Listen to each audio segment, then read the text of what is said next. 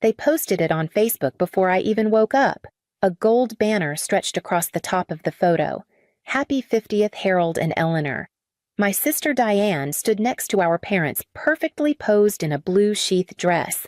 My brother Eric, as usual, had one hand raised mid-toast, like he was already halfway through the party. The caption read, "So proud to celebrate our parents' 50 years of love. Can't wait for next weekend. Everyone was tagged, except me. They hadn't sent an invitation. No text, not even a forwarded link. Just silence. It wasn't new. But something about this one, that round number, that banner, that crowd of familiar names cut in a different way. My name is Ruth Morgan. I'm their eldest daughter. Or, depending on the year, the absent one. The difficult one. The one who lives too far or works too much. I sat in my kitchen phone screen, still glowing while the kettle hissed behind me. I hadn't been to a family event in over 5 years. Not since the Christmas when Mom told me gently but firmly, "Don't feel obligated to come if it'll be too much of a trip." That year, Diane flew in from Oregon with 3 suitcases and a gluten-free pie. Eric showed up late and still got the good guest room. I poured my tea, then stood there holding the cup like it might explain something. Maybe I'd been too quiet, too self-sufficient. Maybe they'd forgotten me by accident. But then I scrolled further. A tag from Diane's best friend. A comment from Mom. "We're thrilled you can come, Emily." From high school. She was invited. The teacup clinked on the counter as I set it down. 10 years ago, I left this town with 1 suitcase, a laptop, and a scholarship no one asked about. Since then, I'd built my own practice in finance, earned an MBA with honors, and now quietly managed 8 investment portfolios, 3 of which were larger than the town I grew up in. I never told them. Not because I wanted to keep it from them, but because no one ever asked. My phone buzzed. It was Savannah Clark, my best friend since 6th grade. She stayed behind when I left, runs the bookstore on Main Street now, and somehow still has tabs on everyone without trying. Savannah, "Did you see the anniversary post?" Me, "Yep." Savannah, "You okay?" I stared at the message, fingers hovering. Me, "They invited Emily." The reply came fast. Savannah, "Are you surprised? I wasn't." But I hated how much it still felt like rejection. Later that morning at the firm, I met with Lance Whitfield, my mentor for the last decade and managing partner at our firm. He didn't even glance up from his desk before asking, "They left you out again, didn't they?" I nodded. 50 years. Big crowd. Anyone bother to ask where you were? Nope.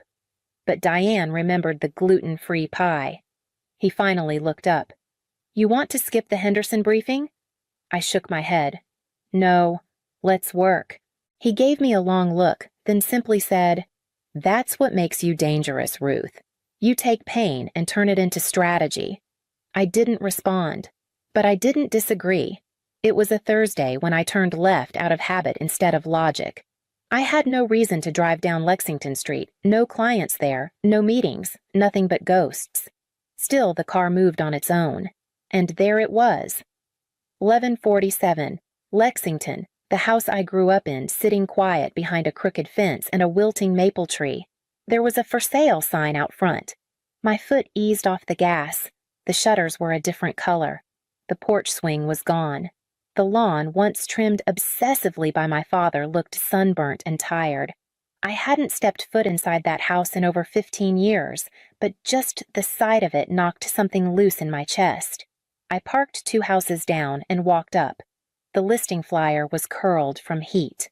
3. Bed. 2. Bath. New roof. Motivated seller. I scanned the realtor's number. It wasn't local. That night, I called Savannah. "They sold the house again," I said flatly. There was a pause. "Wait." Again, I didn't even know they sold it the first time. "Are you serious?" I nodded, forgetting she couldn't see me. Apparently, it was 6 years ago. Quietly. Paid off some of Eric's startup debts, I'm guessing. "Did they tell you that?" "No." But I ran the deed history. And the LLC that bought it back then, I paused. It was dissolved after a year. Transfer to Eric Morgan Holdings Delaware registered. Oh, Ruth. I stood by the window, watching dusk settle over the city. He lost it again, and now it's back on the market. Savannah didn't say anything at first. Then, what are you going to do? I already did it, I said.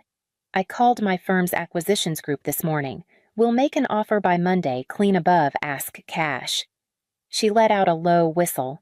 You're buying the house, I'm protecting it. The silence on the line felt heavy. Not judgmental, just history filling the space. I used to think, I said slowly, that if I'd just achieved enough, someone would notice. That maybe Mom would ask what my degree was in. That Dad would brag about me the way he did about Eric's car lot or Diane's first moot court. Savannah was quiet. I sent them every holiday card, I continued. Every address change. Even a copy of the university newsletter when I made the speaker list. They never replied. They sent a check once. $200. The memo line said, for books. I was already 2 years into my first job. Savannah exhaled. You know this isn't about you, right? I know, I said. But that doesn't mean it didn't shape me. The next day, back at the office, Lance waved me into the conference room before the Richardson prep meeting. Quick update, he said. Your pitch deck landed. Richardson's interested. I blinked. Already they want a deeper dive next week. And we got approval to assign lead strategist. That's you, Ruth. I smiled for the first time that day. What about the equity model? You'll take point on it. My chest tightened in the best way. Oh, and the managing partner vote, he added casually. I froze. That's next quarter, right? Lance gave me a look. Might move up. Word's getting around. Ruth Morgan, regional lead. Has a nice ring, doesn't it? I didn't answer. Not yet. Later that night, Savannah texted Saw the listing vanished from Zillow. It's happening, huh? I sent her a photo, the purchase confirmation signed digitally that morning. Buyer RM Strategic Holdings, LLC. She replied with a single emoji, the key. 3 days after the house closed, the Grand Norwood Hotel emailed me a courtesy update. Subject line event confirmation. Morgan 50th anniversary celebration. I stared at it, then clicked. A ballroom reservation for 125 guests. A custom dinner menu. Floral arrangements ordered through the hotel's in-house vendor. Final invoice approved. Payment sponsored by RM Strategic Holdings. Me. I leaned back in my chair, the irony coiling like steam in my lungs. I hadn't even needed to intervene. The event had been booked months ago, paid through the portfolio I'd personally managed. Somewhere along the line, someone at the firm had labeled it local civic goodwill, and so without knowing it, they'd walked into my ledger, into my house. Again. Later that evening, I pulled up Diane's Facebook page. It was open to the public, always had been. The latest post was a picture of my parents standing in front of a gold 50 balloon arch, beaming.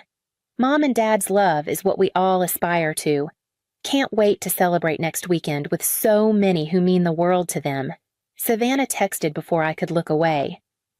Savannah. You seeing this, me? Yeah. Savannah. You okay? I typed for a long time, then erased it all. Me. They don't even know I paid for the flowers. At work the next morning, Lance was reviewing quarterly forecasts. I walked in still holding my phone.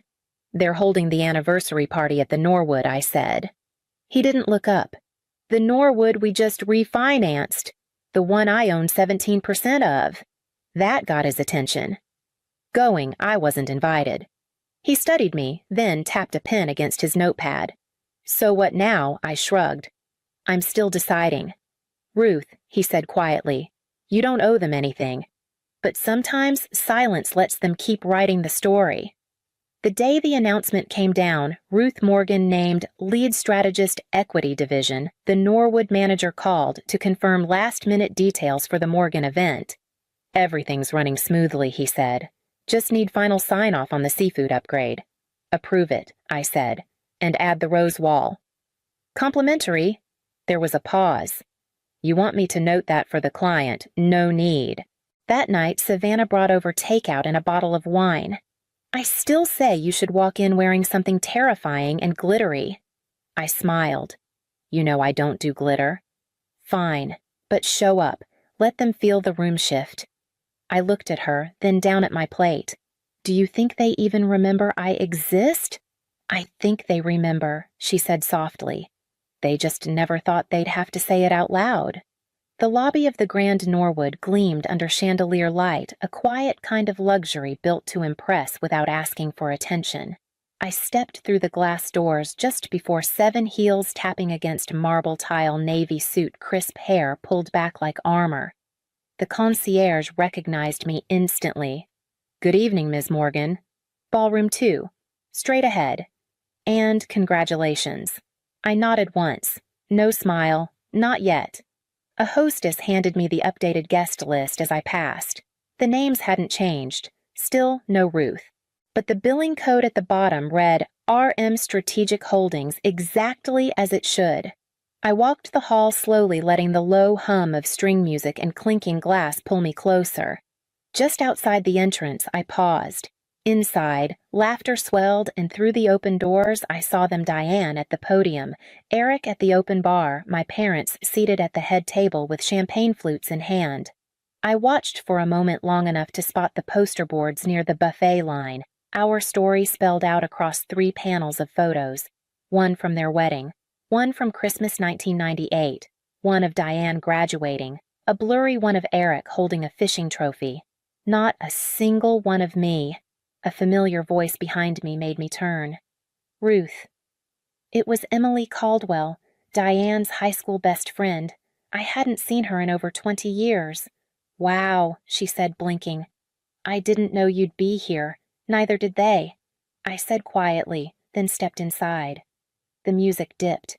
Conversations faltered in tiny waves as my heels met the ballroom floor. A few people glanced up. Diane turned mid-sentence. Her smile stalled. Eric stared like he was seeing a ghost. My mother froze with her glass halfway to her lips. I walked to the check-in table and spoke to the staffer who looked unsure. "Ruth Morgan," I said. "Room on the list." He flipped pages, faltered, then looked up apologetically. "Actually, I don't see—" "That's all right," I said. "I'm not a guest. I'm the host." A hush fell across the room. Diane stepped forward, voice tight. "Ruth, what are you doing here?" Before I could answer, the hotel manager approached the mic on stage. "Before we begin the formal program, we'd like to thank our sponsor whose generosity made this evening possible. Ms. Ruth Morgan, representing RM Strategic Holdings." He gestured toward me. Every eye turned, including my parents, including Emily's. I walked to the front unhurried, took the mic. The silence wrapped around me like silk. "Congratulations, Mom and Dad," I said. 50 years is something to be proud of. I wasn't invited tonight, but I'm glad I could host. Gasps rippled. Someone dropped a fork. I handed the mic back and stepped down without waiting for applause. There wasn't any. My mother rose from her chair, her expression unreadable. "Ruth," she said, "can we talk in a minute?" I walked to the photo board and stared. Still not one image of me, not even from childhood. Savannah appeared at my elbow. I hadn't seen her come in. That she whispered was the cleanest power move I've ever seen. I said nothing, just looked at the picture of Diane in her prom dress framed perfectly between our parents. "I was there that night," I murmured. I took that photo. Savannah put a hand on my back. Diane stepped toward me, her voice low but sharp. Was this some kind of statement? "No," I said. This was an introduction. We ended up in one of the hotel's side salons, away from the music and the stairs. The door clicked shut behind us. My mother Eleanor crossed her arms like she was bracing against a draft. My father Harold stood just behind her, looking like he hadn't decided whether to be angry or confused. Diane lingered near the wall, arms tight across her chest. Eric stayed outside. Maybe that was better. "Ruth," my mother said first. Her voice was careful. "Why would you do this?" "Host your anniversary," I said. "You're welcome." "That's not what she meant," Diane cut in. "You embarrassed them." "No," I said. "I reminded them I exist." My father cleared his throat. "We didn't know you had anything to do with this place." "I know," I said. "That's kind of the point."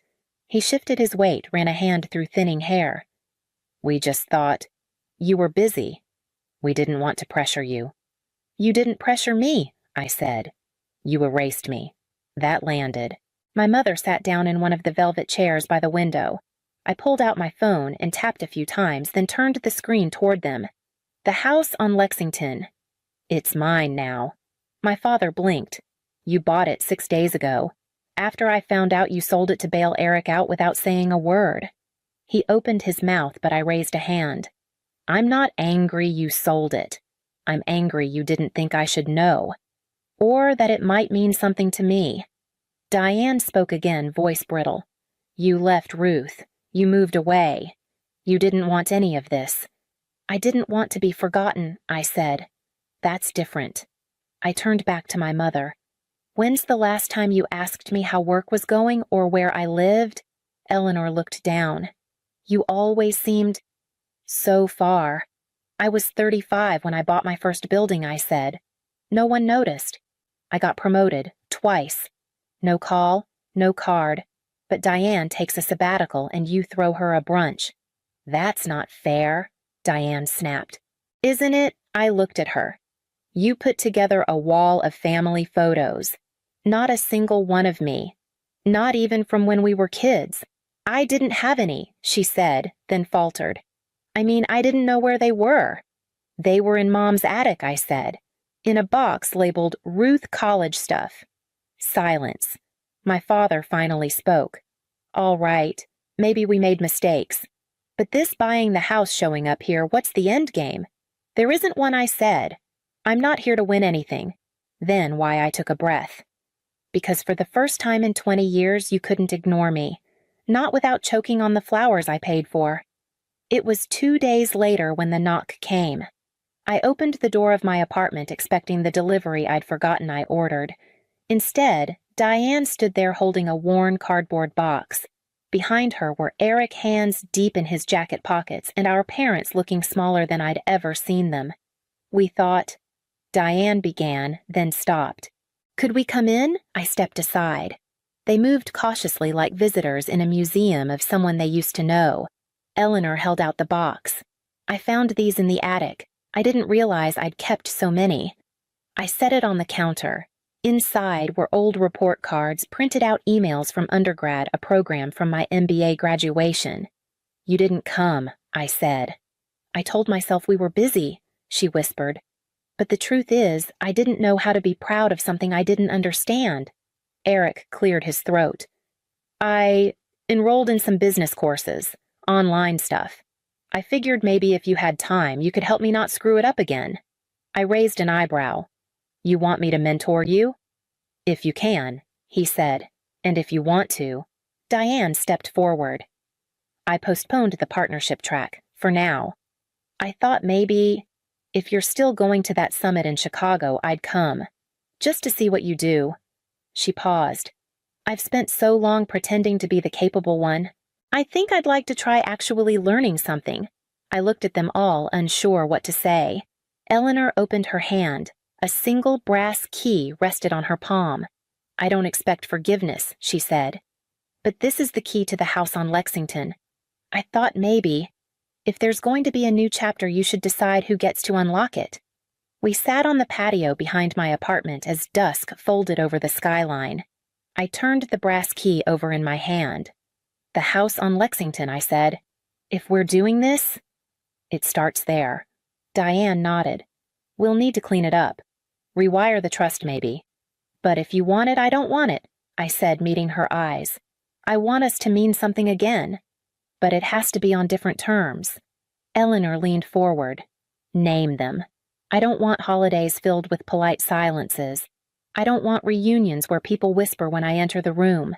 If we rebuild, it has to be honest and earned. There was a long silence. Then Eric said, So what now? I looked toward the skyline. We rotate the holidays. Half here, half in Lexington. I'm not coming back to a table where I'm expected to shrink. And Christmas, Diane asked. I smiled slightly. Christmas is in Chicago this year. Boardroom by day, dinner by night. Dress formal. Try not to embarrass me. They laughed, awkward, fragile, but real. You ever sit through a dinner where everyone talks around you like you're just a piece of furniture with a heartbeat, and then one day you walk out not to disappear, but to be seen? Ruth didn't throw a fit. She didn't beg. She built. She didn't return for applause. She returned so they couldn't lie anymore about who she was. Maybe that's you. Maybe you left quietly too. Maybe you've spent years folding your pride into silence, into politeness, into a chair at the end of the table where no one really looks. But then, one day someone calls. A key appears. A question is asked softly. Can we start over? And you wonder, is it too late? For Ruth, it wasn't. Not because they earned it, but because she had changed the rules. If you've ever sat in a room full of family and still felt alone, if you've ever succeeded quietly and waited for them to notice, if you've ever held your own key and asked yourself whether to open the door or walk away, just leave a mark, a symbol, one period, one word, one breath you never got to exhale. We'll read them all, because someone out there knows exactly what you never said.